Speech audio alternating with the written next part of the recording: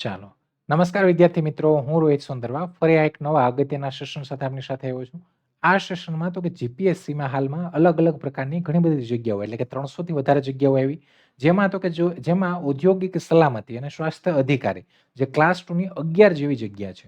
હવે આ જગ્યામાં ક્યાંય ને ક્યાંય રિલેટેડ તમારી પાસે તો કે એન્જિનિયરિંગની ડિગ્રી હોય તો તમે ફોર્મ ફિલિંગ કરી શકો. આનો જે ફોર્મ ફિલિંગ સેશન છે આપણે અહીંયા કરવાનો છે. ફોર્મ ફિલિંગ કઈ રીતના કરવું? સૌથી પહેલા તો કે ભાઈ ઘર બેઠા તમે ફોર્મ ફિલિંગ કરી શકો. પણ અહીંયા જે નોર્મલી ઓજસમાં ફોર્મ ભરાય એ અને જીપીએસસી ઓજસમાં ઘણો ફરક છે. ફરક શું છે?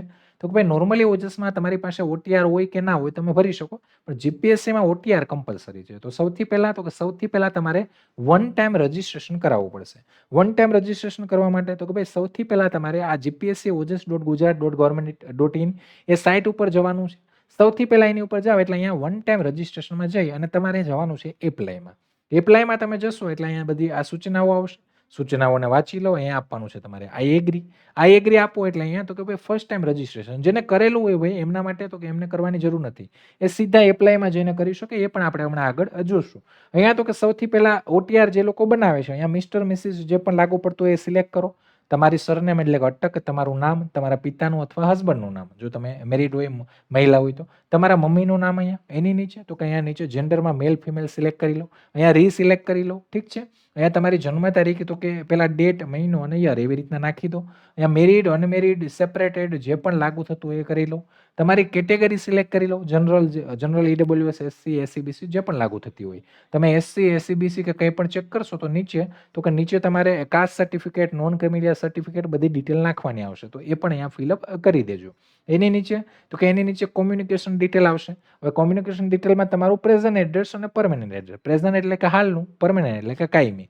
અહીંયા તો કે ઉપર જે આ મોટું કોલમ છે એમાં તમારું આખું એડ્રેસ નાખવાનું બંને જગ્યાએ. એની નીચે સ્ટેટ ગુજરાત ઓટોમેટિક આવશે. નીચે તો કે ભાઈ તમારો જે પણ જિલ્લો લાગુ પડતો હોય દાખલા તરીકે અમદાવાદ તો એ સિલેક્ટ કરી લો. એના જેટલા પણ તાલુકા હશે એ આવી હશે તો એ સિલેક્ટ કરી લો. તાલુકો સિલેક્ટ કરો એટલે અહીંયા નીચે પિનકોડ આવે, પિનકોડ નાખી દો. બે જગ્યાએ સેમ જ રહેશે. અહીંયા તો કે અહીંયા મોબાઈલ નંબર બે જગ્યાએ નાખવાનો. અહીંયા ને અહીંયા બે જગ્યાએ મોબાઈલ નંબર તમારો નાખી દેજો. અહીંયા ઈમેલ એડ્રેસ તો કે બંને જગ્યાએ તમારો ઈમેલ એડ્રેસ નાખી દો. એની નીચે તો કે અહીંયા નેશનાલિટી જે પણ અહીંયા ઇન્ડિયન જ આવશે, જો કે બીજી તો કોઈ આવશે જ નહીં.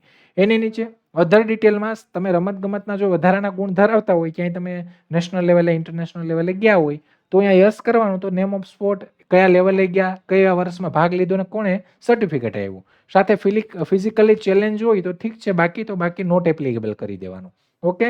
એની નીચે વિધવા ઉમેદવાર હોય તમે તો યસ, બાકી નો. જો હોય તો તમારે સર્ટિફિકેટ ડિટેલ નાખવાની રહેશે. તમે એક્સ સોલ્જર હોય એટલે કે એક્સ આર્મી, એક્સ સર્વિસમેન હોય તો યસ કરી દો. અને એની ડિટેલ તમારે જો આવી રીતના કરશો ને તો બધી ફિલઅપ કરવી પડશે. એની નીચે તમે ક્યાંક ગુજરાત સ્ટેટ ગવર્મેન્ટમાં ક્યાંય એમ્પ્લોય હોય તો યસ કરીને એની જોઈનિંગ ડેટ કયા ડિપાર્ટમેન્ટમાં છે.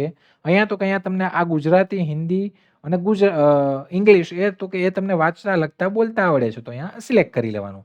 એની નીચે તમારો ફોટો અહીંયા સિલેક્ટ કરો એટલે તમારા મોબાઈલમાં જ્યાં પણ પડ્યો હોય ત્યાંથી ફોટો સિલેક્ટ કરી 15 કેબીની અંદર રાખવાનો, પ્રોપર રીતે ક્રોપ કરવાનો, ઝાંખો ના આવવો જોઈએ.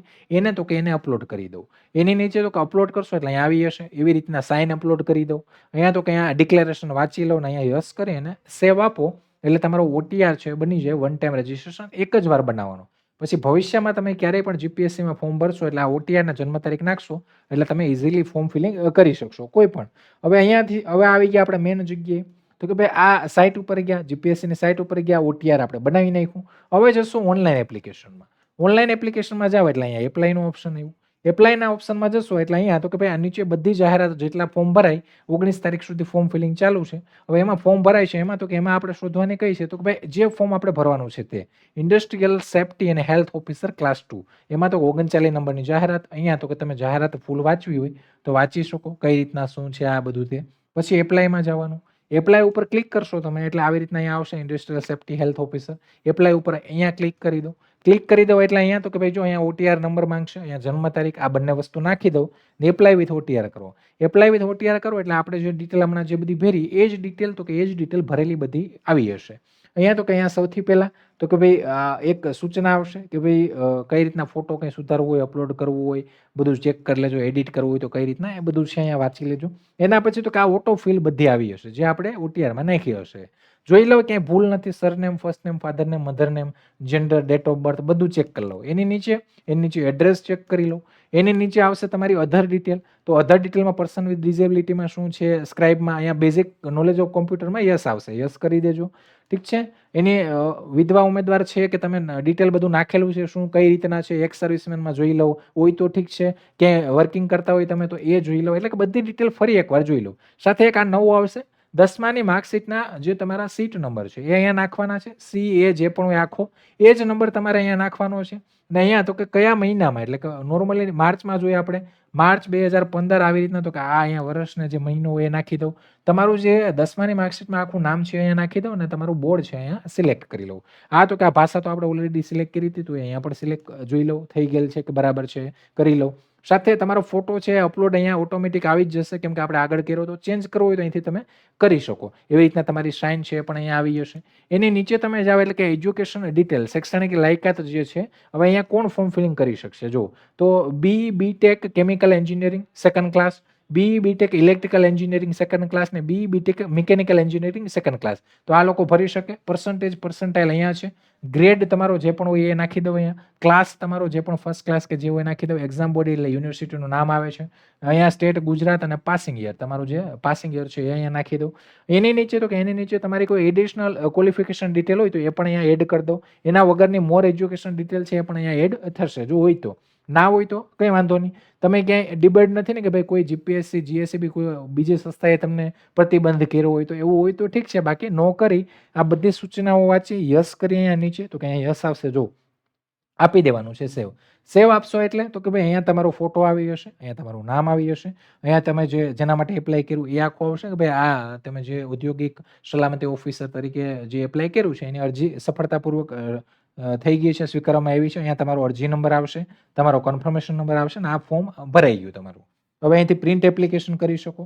રિલેટેડ તો કે ભાઈ જે લોકોને ફીઝ પે કરવાની હોય તો એ ફી પે કરવા માટે ફરીથી પેલા પેજ ઉપર જાવ એટલે અહીંયા ઓનલાઈન એપ્લિકેશનમાં આપણે જ્યાં ગયા હતા એડિટ પણ થાય. અહીંયા પ્રિન્ટ એપ્લિકેશન ફોર્મ પે ફીઝમાં જવાનું, એમાં જોઈ અને અહીંયા તો કે અહીંયા તમારું જે પણ જાહેરાત છે સિલેક્ટ કરી લો. અહીંયા કન્ફર્મેશન નંબર નાખો, અહીંયા જન્મ તારીખ નાખો ને આ કેપ્ચા કોડ અહીંયા નાખી આ એટલી બધી વસ્તુ તમે કરી શકો. જો એપ્લિકેશન ફોર્મ પ્રિન્ટ કરી શકો, પોસ્ટ ઓફિસનું ચલણ કાઢી શકો, ઓનલાઈન પેમેન્ટ તમે કરી શકો ગૂગલ પે, ફોન પેથી.